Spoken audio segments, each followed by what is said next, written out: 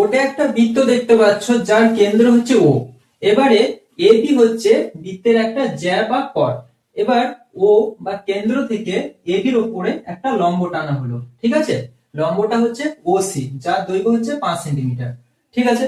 তাহলে এই বৃত্তের রেডিয়াস বা ব্যাসার্ধ কত? তাহলে জ্যাটা দৈর্ঘ্য বলে দেওয়া আছে 24 সেন্টিমিটার, ঠিক আছে। তাহলে এই ধরনের অঙ্ক কিভাবে করব? এটার জন্য আমাদের একটা থিওরাম আছে।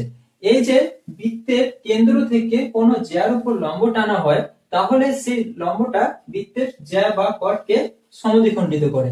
তার মানে এসি হবে 12, বিসি হবে 12, টোটালটা 24, হাফ হাফ হয়ে গেল, সমদ্বিখণ্ডিত করলো, ঠিক আছে। এবারে আমাকে রেডিয়াস বা ব্যাসার্ধ বার করতে হবে। তাহলে ও আর বি পয়েন্টটাকে আমরা যোগ করতে পারি।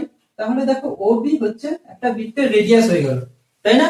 ওকে, তাহলে ও বি হচ্ছে বৃত্তের রেডিয়াস। তাহলে ও বির ভ্যালু বের করলে আমি রেডিয়াস পেয়ে যাব।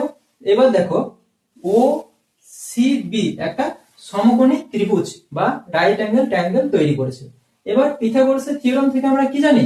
পিথাগোরাসের থিওরাম থেকে আমরা জানি যদি ভূমির দৈর্ঘ্য জানি আর উচ্চতার দৈর্ঘ্য জানি, তাহলে আমরা অতিভুজের দৈর্ঘ্য বের করতে পারবো। অর্থাৎ OB square equal to OC square plus BC square, এখান থেকে আমরা বের করতে পারবো।